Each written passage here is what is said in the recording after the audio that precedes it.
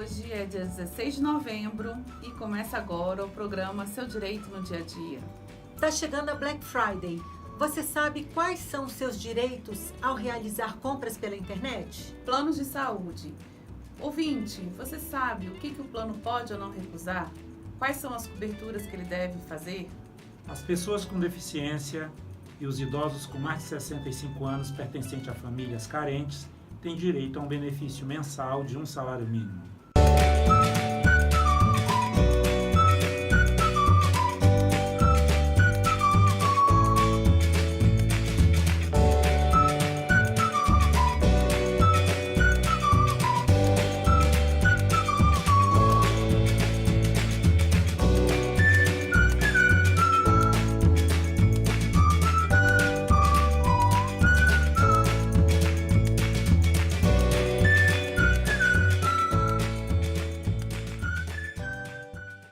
Cris, a Black Friday está chegando. Quais são os direitos de quem compra pela internet? Isso mesmo, Black Friday vai ser agora na próxima sexta-feira, dia 24 de novembro. E você sabe quais são os direitos de quem compra pela internet? Esse é o tema que a gente vai conversar hoje.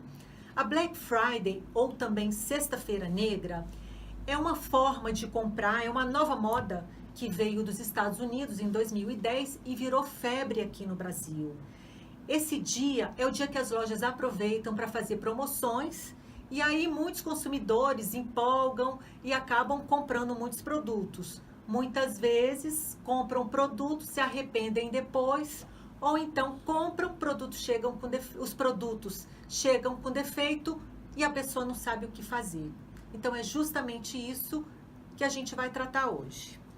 Antes disso, eu quero só relembrar você que o Código de Defesa do Consumidor, ele protege o consumidor também nessas compras pela internet. Além desse código, a gente tem também um decreto federal, que é o decreto 7962 de 2013, que vai regular especificamente o comércio eletrônico. Esse decreto, na realidade, ele vai complementar o Código de Defesa do Consumidor. Como vocês sabem, o CDC, que a gente chama, ele serve para proteger os consumidores de maus fornecedores, para proteger contra cláusulas abusivas, para responsabilizar o fornecedor em caso de defeitos nos produtos, enfim. Então, é uma norma que busca proteger o consumidor.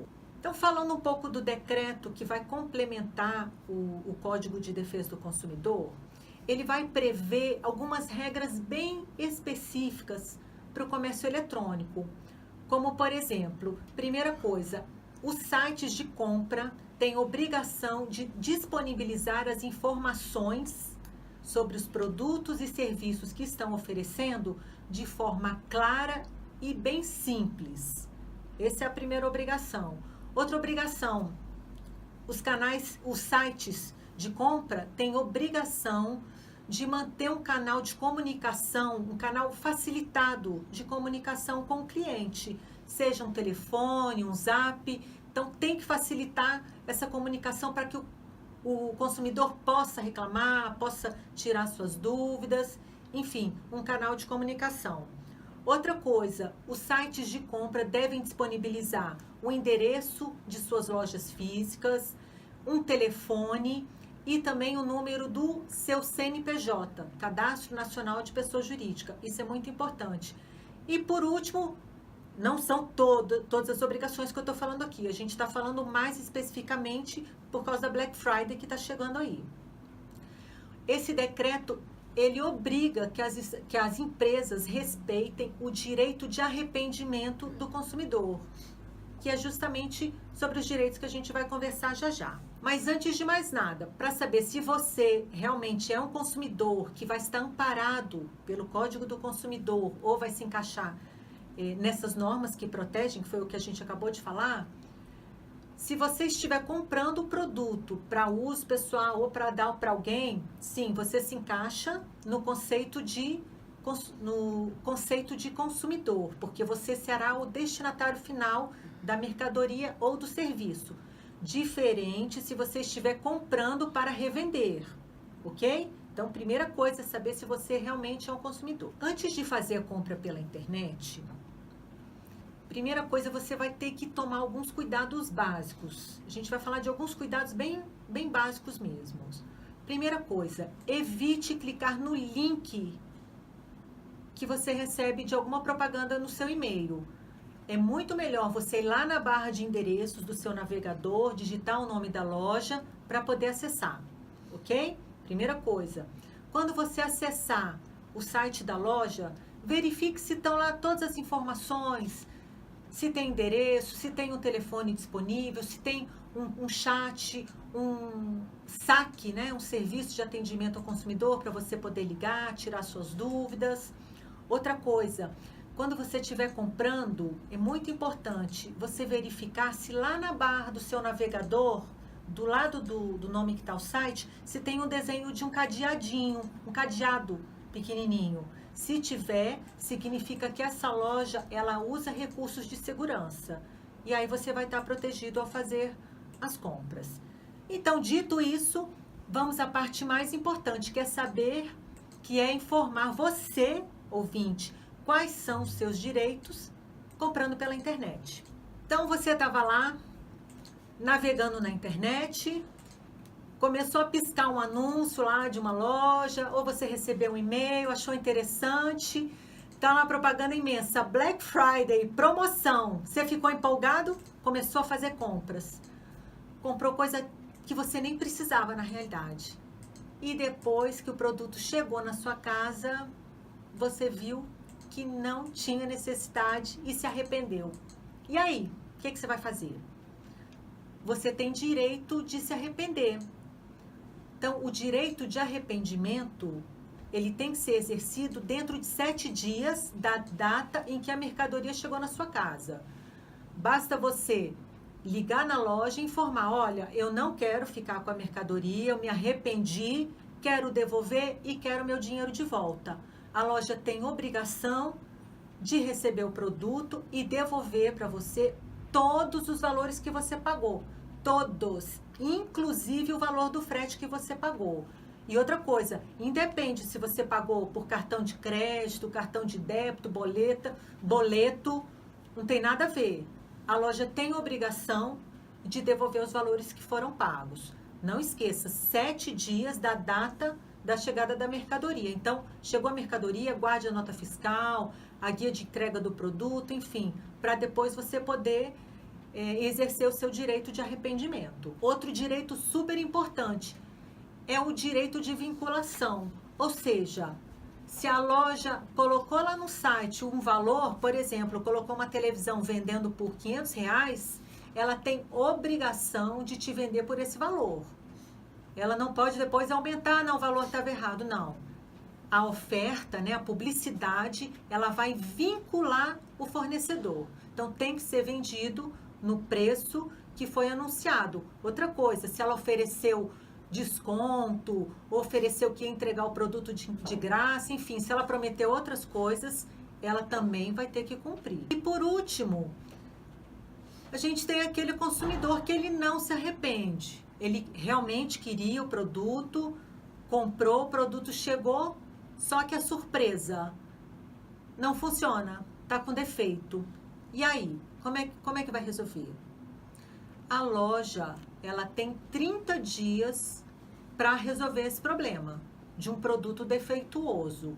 Se ela não resolver dentro de 30 dias, quando passar os 30 dias, você, consumidor, você tem direito a escolher uma das 3 alternativas que o Código do Consumidor te dá.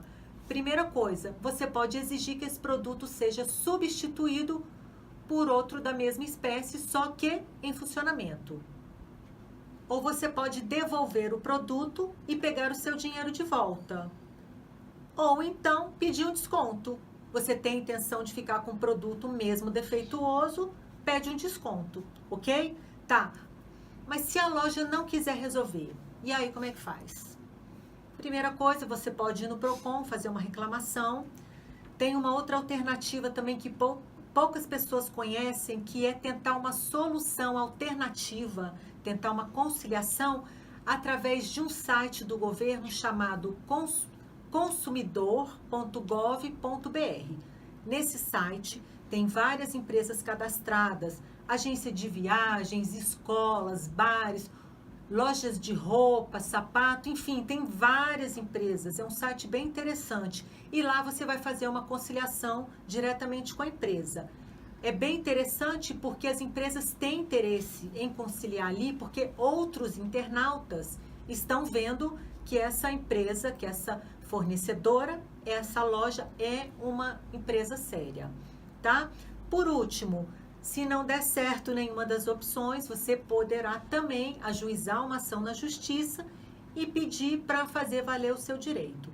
Bom, pessoal, é isso. A Black Friday está chegando. Façam muitas compras. Vejo vocês na próxima quinta-feira. Agora eu vou conversar com a Juliana para saber o que os planos de saúde devem pagar, como que isso está funcionando na prática e como que os tribunais estão decidindo.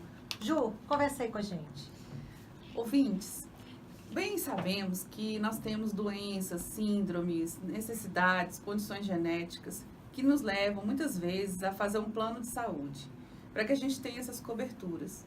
Mas a gente sabe que, primeiro, se a gente informar, muitas vezes os planos eles se encarecem muito ou às vezes recusam a contratação.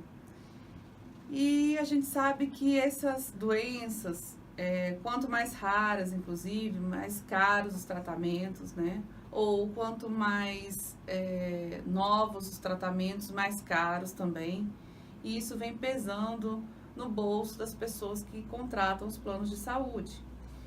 E aí, quando você mais precisa, né, uma internação, uma cirurgia, ou às vezes algum exame mais específico, que talvez você tenha que se deslocar, inclusive, para fora do local que você mora, né, para fora da cidade que você mora, o plano de saúde recusa a cobertura. Então, vamos falar dos principais problemas que nós temos com os planos de saúde hoje em dia. O primeiro e mais comum, recusa de atendimento ou cobertura, sob a alegação de que o tratamento ou o exame não está incluso no rol da Agência Nacional de Saúde, a ANS. Bom, a ANS, a Agência Nacional de Saúde, ela tem sim um rol, ela lista quais são os procedimentos.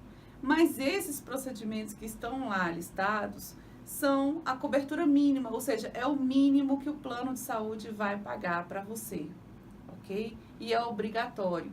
Não é um rol, não é um rol taxativo, não é definitivo, não é só o que está ali. Desde que o plano de saúde dê cobertura àquela doença específica, todo e qualquer tratamento, exame, internação decorrente dessa doença, dure o tempo que durar, deve ser pago sim pelo plano de saúde. Então, os nossos tribunais, eles já têm julgado nesse sentido, ou seja, esse rol da ANS é meramente exemplificativo. Então, ali são os exemplos, é uma cobertura mínima e obrigatória, ok? Então, em sendo a doença coberta pelo plano de saúde, qualquer que seja o tratamento ou qualquer que seja a necessidade da pessoa, o plano de saúde vai ter que cobrir sim, vai ter que pagar sim. Bom, o plano pode, então, recusar alguns tratamentos? Sim, pode. O que ele pode recusar? Um exemplo atual é o tratamento de fertilização in vitro.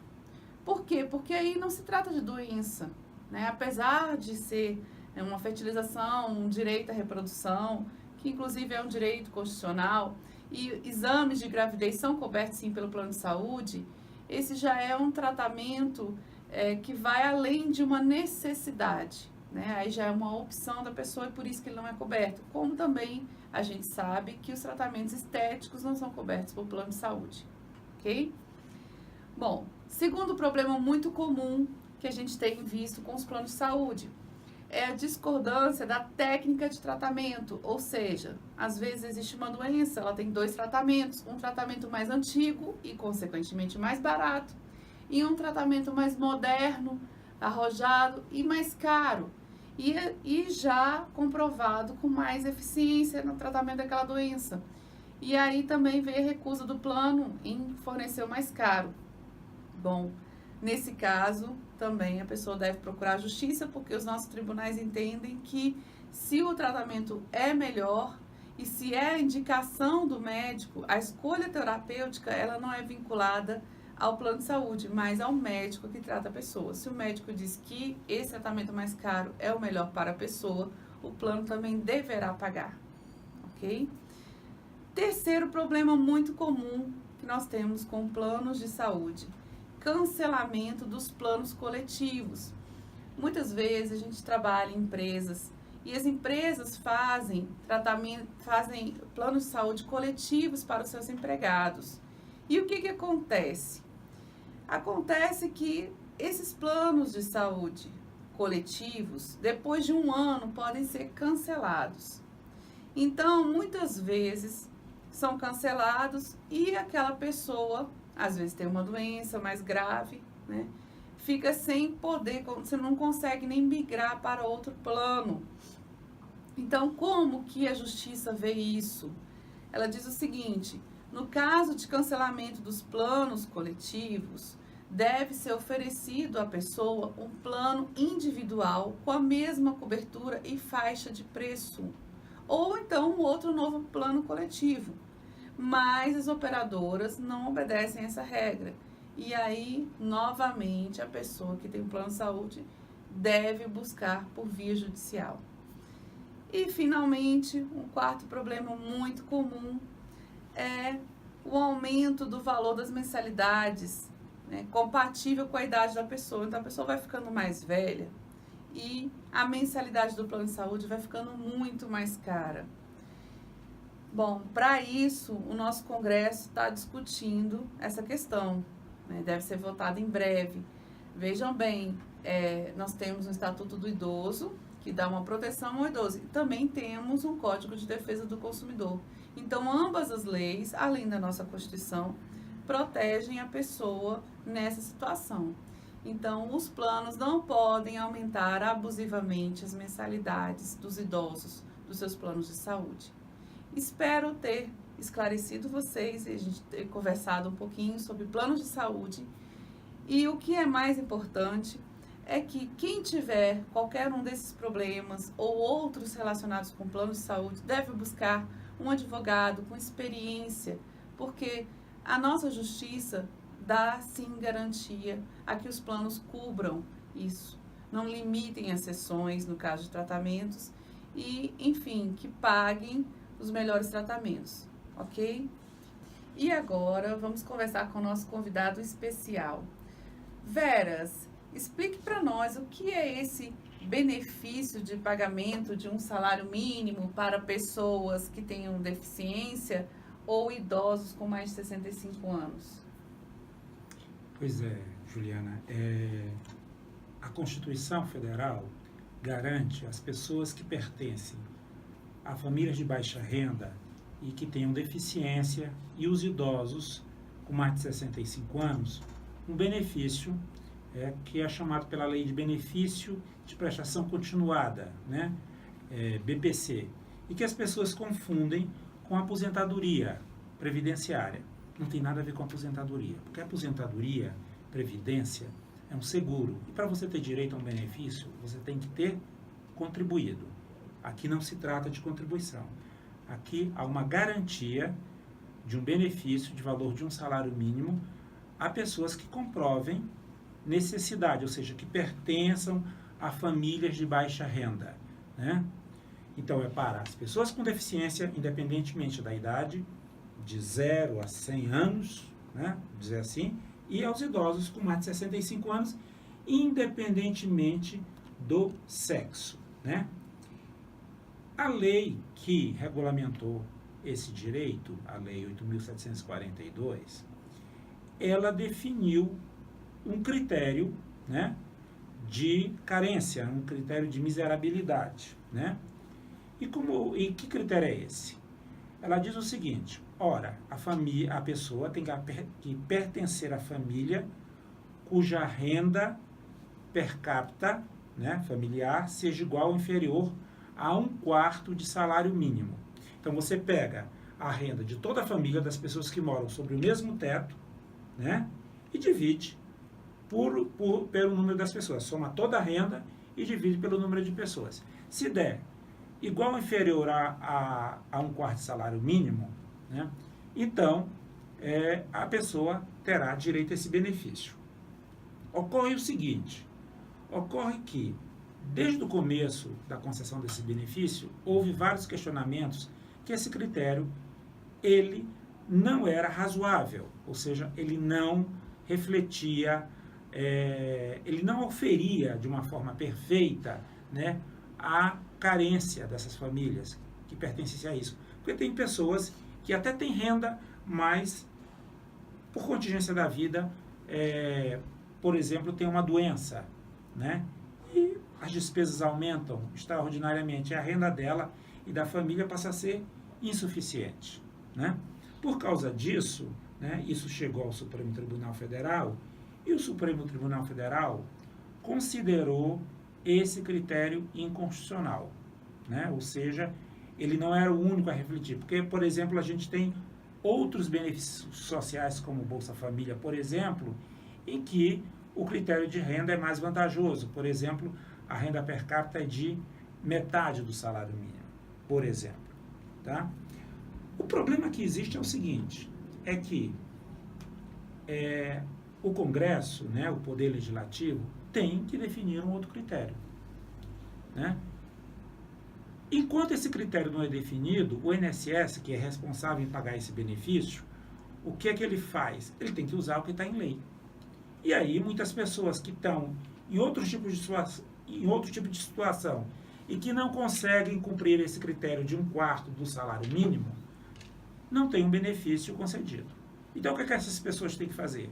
Tem que procurar a ajuda de um advogado para ingressar com uma ação judicial, né?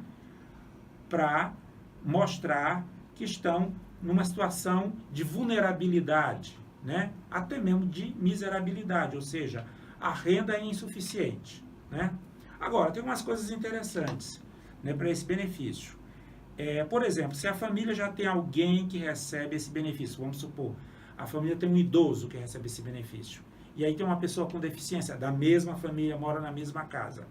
O que é que a lei garante? A lei garante que o benefício que já é recebido não entre no cálculo dessa renda per capita, o que é uma vantagem, tá certo?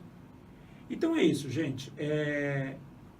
Se você sabe de alguém que tem direito a esse benefício, que esteja nessa situação de vulnerabilidade, aconselho essa pessoa a procurar o INSS primeiramente, né?